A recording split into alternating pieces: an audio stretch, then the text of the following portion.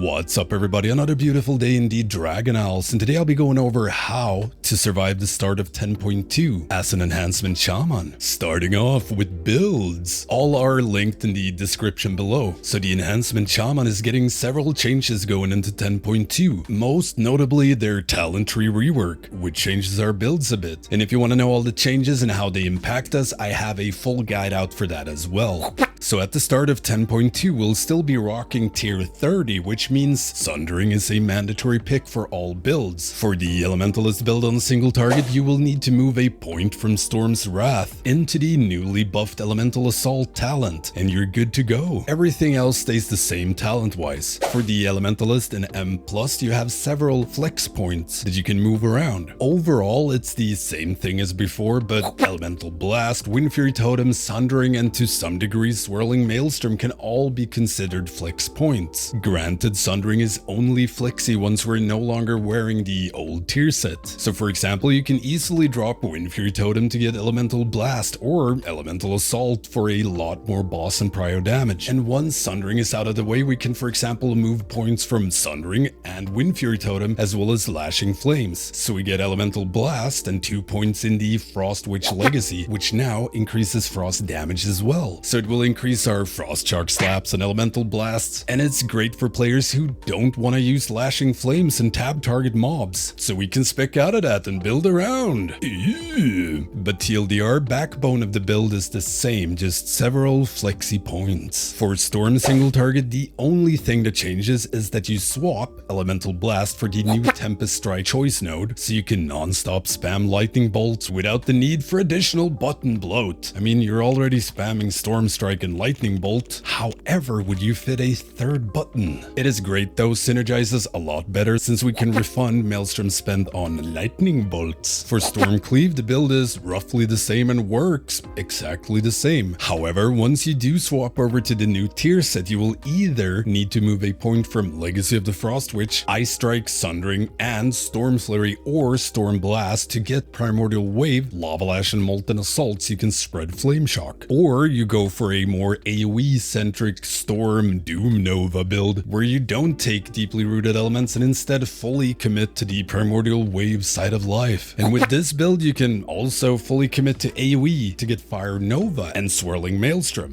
Doom Nova time! However, I do really recommend picking up and learning Elementalist for 10.2. Storm single target works great, but Storm AoE does not perform as well as Elementalist does. In M+, and raid fights with Cleave AoE, and the majority of the fights in the new raid greatly favors Elementalist damage profile as well as bosses in M+.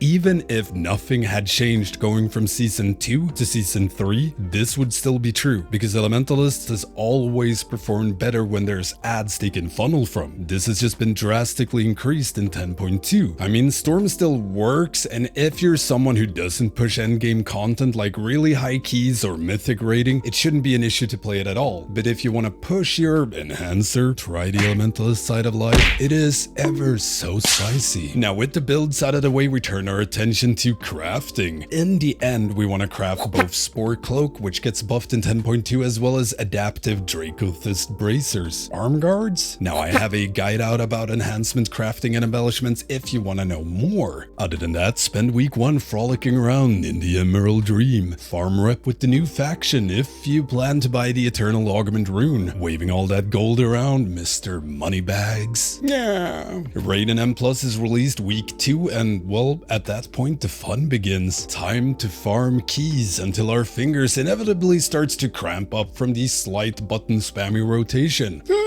Once you do start getting the new tier set, depending on if they're higher item level, it can be worth using 2 set from tier 30 and 2 set from tier 31. The eye level jump from season 2 to 3, there's a massive eye level jump from season 2 gear to season 3. So most players will get a notable eye level jump from the new tier. So make sure to see me yourself. And yeah, that's pretty much it as far as what changes first week for us and what we should be doing. If you'd like more info, I have guides out on how how to get the new tier set fast, how the gearing system is changed in 10.2, and I will have guides out for most, if not all, enhancement builds before the Raid and M+ releases. Rejoice! If you have any questions, hit me up in the comments or become a patron, Twitch sub, or YouTube member and get access to the Stankie Discord, where you can get help with anything enhancement related, or PvE, as well as shoutouts and videos among other things. Don't forget the usual stuff, like, comment, subscribe, and slap that notification bell. Thank you all for watching. I will see you next time.